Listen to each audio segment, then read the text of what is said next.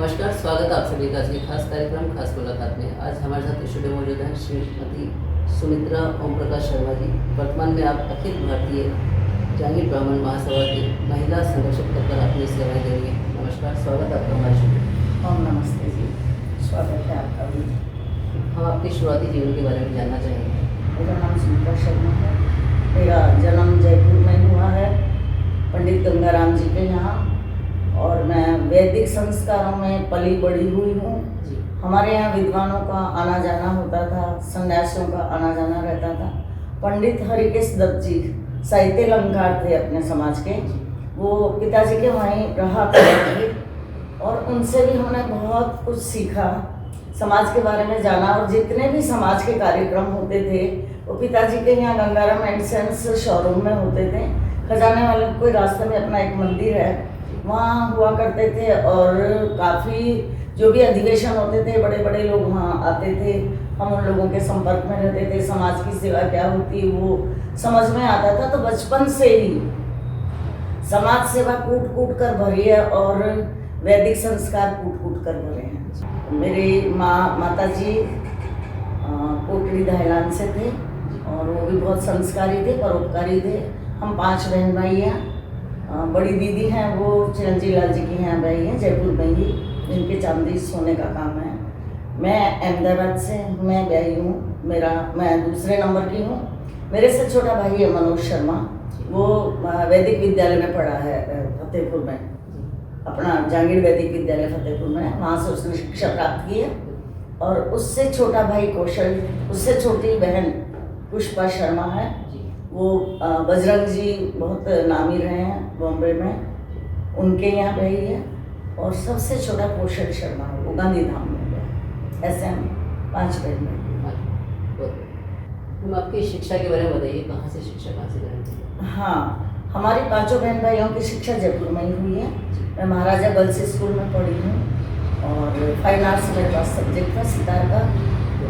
और सितार में मैंने विशारद किया है 72 में इलाहाबाद से, उसमें मेरा डिस्ट्रिक्शन आया हुआ है। और शिक्षा की बात कहूँ तो मेरा फोकस सितार पर ही रहा है और सामाजिक कार्यक्रमों में मेरा फोकस रहा है। तो पिताजी जगह जगह पे हमें रेवाड़ी में, महेंद्रगढ़ में, जहाँ भी अधिवेशन होते थे, फतेहपुर में, तो उससे जुड़े हुए रहते थे। तो शिक्षा की तरफ थोड़ा एजुकेशन मेरा 10th तक ही है। बाकी विशारद मैंने टॉप लेवल से किया सितार में। तो संगीत में काफ़ी रुचि थी और पिताजी ने बिना गुरु के पुस्तकों से पढ़ पढ़ के उन्होंने सितार बना डाला, बजा डाला और निःशुल्क हम सबको डिग्रियां दिलवा दी। अपने समाज के बच्चों से 1 रुपया नहीं लिया, बच्चों से ही नहीं, फॉरेनर्स हमारे घर में 15 रहते थे, कभी 15 रुपये उन्होंने नहीं लिए। आज भी उनके विदेशों को ये बहुत सारे सर्टिफिकेट्स पड़े हैं और उनकी उपलब्धियों से हमने भी ये सीखा कि हमें भी समाज सेवा करनी चाहिए। और मैं भी पैसा नहीं लेती हूँ। उन्होंने मुझे यज्ञ का जब आसन अपना मेरे सर पे डाला था तो उन्होंने मुझे एक ही बात कही थी कि समाज के कार्यों का पैसा नहीं लेना है। तो आज भी मैं 4 वेदों का यज्ञ करवाती हूँ तो 1 ही रुपया लेती हूँ और पिताजी भी 1 ही रुपया लेते थे। और उन्हें जगह जगह पर 4 वेदों का प्रचार किया और वेदों के यज्ञ किए। और संस्थाओं से, बहुत बड़ी बड़ी संस्थाओं से जुड़े हुए हैं, जैसे रोजड़ है, विश्व की है पहली, तो वहाँ पे भी उन्होंने 4 वेदों का यज्ञ करवाया था। बहुत सही। समाज सेवा में आपका रुझान कैसे हुआ और आपके प्रेरणा स्रोत कौन रहे, उसके बारे में? मेरे प्रेरणा स्रोत मेरे पिता हैं। मैंने जड़ में ही यज्ञ, हवन, संध्या और संगीत का सब, हारमोनियम, तबला, और तबले का मैंने तानारी नरेंद्र मोदी जी के गाँव में भी दिन दिन धागे त्रिगड़ तुलना, कथा धागे त्रिगड़ तुलना, ये मैंने प्रोग्राम दिया था सप्तक के माध्यम से। वहाँ गिरजा कुमारी जी को 5 लाख का प्राइज मिला था, हमारे स्कूल को 2 लाख का मिला था सप्तक को।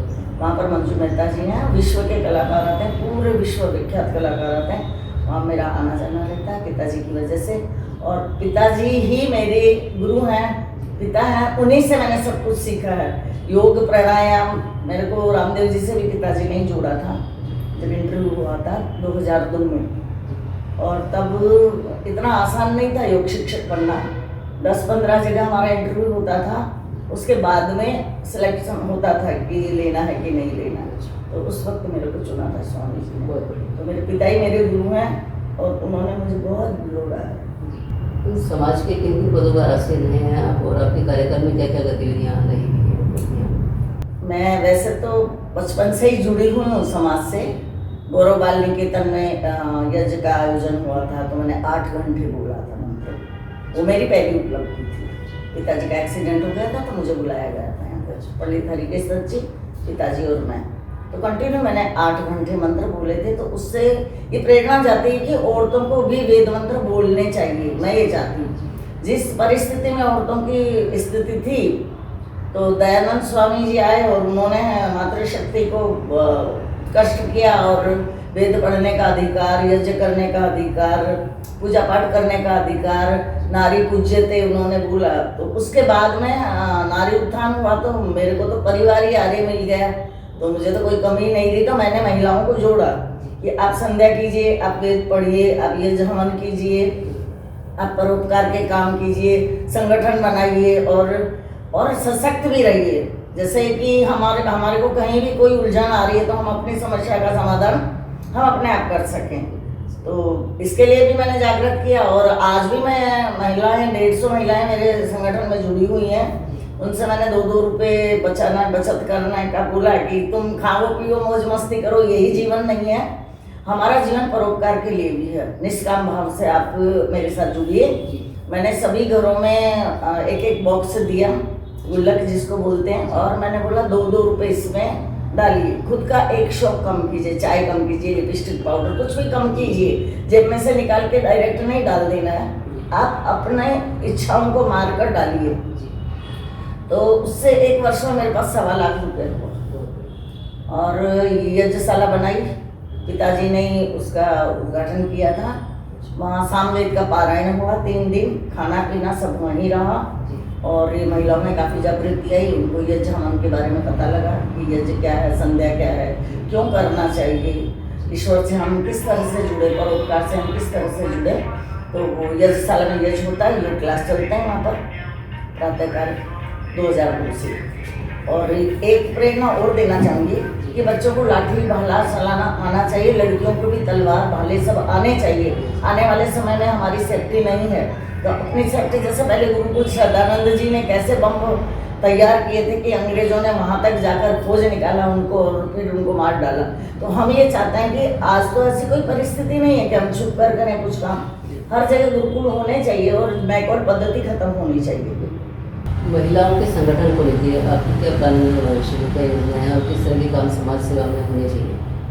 आगे की मेरी प्लानिंग ये है कि हम घर घर जाकर जो जगाएं, हम समझाएं कि प्रातःकाल के मंत्र कैसे बोले जाते हैं, क्या इनका अर्थ है, क्यों बोले जाते हैं, भोजन का मंत्र क्या है, ये सब हम हमारे समाज में जाकर जागृति फैलाएं। तो ईश्वर से जब जुड़े हुए रहेंगे हम तो हम बहुत आगे पहुंचेंगे।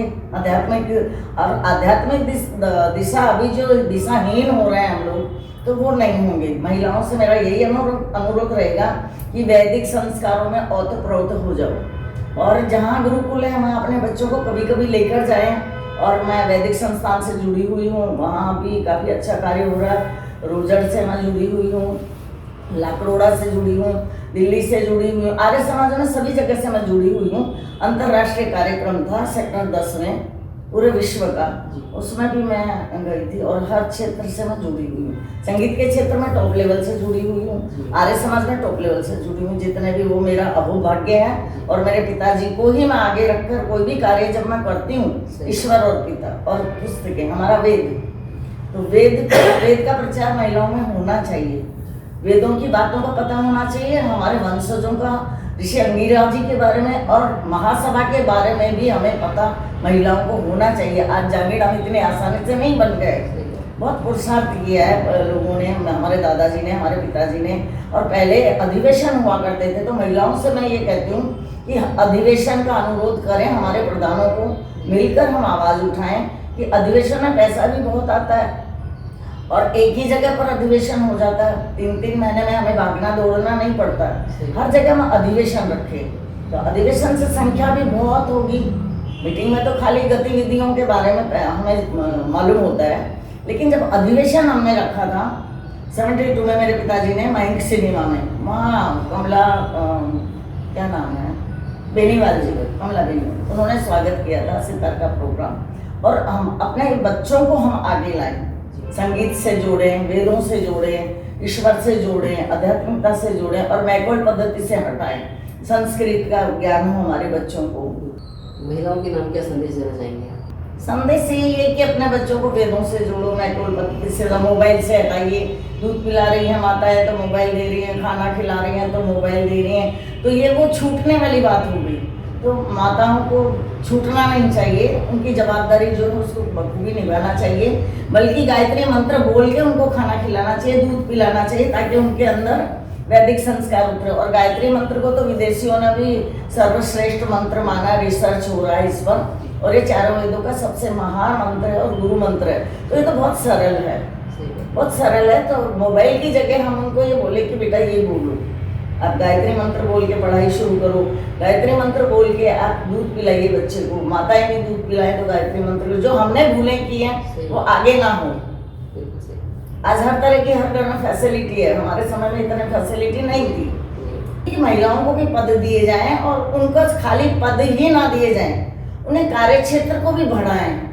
ये नहीं है कि हमने मीटिंगों में बुला लिया, महिलाएं आ गई, तो उससे इतना लाभ नहीं होने वाला है जितना लाभ हमारा अधिवेशनों में होगा। यज होगा, यजमान बनेंगे, यजमान पैसे देकर जाएंगे और ईश्वर से जोड़े हुए काम रहेंगे तो वो तो आगे बढ़ेंगे ही बढ़ेंगे, उसमें तो कोई संदेह ही नहीं है। तो जो महिलाएं जिनके पास पद है उनका कार्य क्षेत्र भी देखा जाए, उनकी योग्यता भी देखी जाए, और वो क्या कार्य कर रही हैं। जिस पद के लिए उनको चुना है तो पदों की एक गरिमा होती है, तो वो कार्य क्षेत्र भी देखा जाए कि ये महिला क्या कार्य कर रही है, या खाली पद ही लेकर हम लोग बैठे हैं। कोई भी महिला हो या पुरुष सब समान है, सबका कार्य क्षेत्र को अवश्य देखना चाहिए और बहुत बारीकी से देखना चाहिए। सुना है मैम, आप गृहस्थ जीवन के साथ साथ अपना समाज सेवा और समाज सेवा के साथ में कुछ व्यवसाय में भी आप संलग्न हैं, उसके बारे में थोड़ा सा बताएं। मैं पतंजलि में 2002 से कार्यरत हूँ जी, और मुझे सामने से आरोग्य केंद्र स्वामी जी ने दिया है। अच्छा, मेरे नाम से परिचित हैं जी, बहुत बढ़िया। और यहाँ भी आए हुए हैं हम लोग, 2.5 घंटा अपने कॉम्प्लेक्स में साथ में ही रहे हैं, यज्ञ किया, साथ में बच्चों को आशीर्वाद दिया है। और जहाँ जहाँ स्वामी जी के कार्यक्रम होते थे, चाहे वो कच्छ हो, भुज हो या तीथल हो या कहीं भी, तो वो मुझे बुलाया करते थे यज्ञ के लिए, मेरी पूरी टीम को, जहाँ मेरे योग क्लास चलते हैं। 2002 से मेरे योग क्लास कंटिन्यू चल रहे हैं। मैं बाहर होती हूँ तो मेरे शिष्य चलाते हैं, निःशुल्क है, ना कोई शुल्क नहीं है। हम बड़े बड़े शिविर भी लगाते हैं और दवाइयों के बारे में भी हम बताते हैं। मेरा टाइम बोर्ड में भी मैंने लिया है, बहुत सारे स्कूल भी लिए हैं, बहुत सारे गांव भी लिए हैं। तो हम लोग 2 बजे 3 बजे उठने का हमें कोई आग्रह नहीं रहता है। हमें काम करना है तो हम 1 बजे उठेंगे, 2 बजे उठेंगे या 3 बजे भी उठ जाएंगे, जैसे जितना डिस्टेंस जहाँ जाने का होता है। नडियाद में स्वामी जी का हुआ तो हम 2 बजे उठ के चल देते थे और 4 बजे वहाँ यज्ञ शुरू होता था। स्वामी जी 5 बजे आते थे। तो ऐसे बहुत अच्छा मुझे उनका सहयोग मिला है। और वैसे तो पिताजी से बहुत कुछ सीखने मिला ही है, लेकिन आगे जो सीखना था मुझे, दवाइयाँ मैंने पिताजी के यहाँ भी बनाई है। बंधुओं, आज हमने समाज में काफ़ी अहम बातें जानी, जिनके लिए आपका बहुत बहुत धन्यवाद, शुभकामनाएं। मिलते हैं अगले सप्ताह किसी नए हिस्से के साथ। तब तक आप देखते रहें विश्वकर्मा टुडे न्यूज़।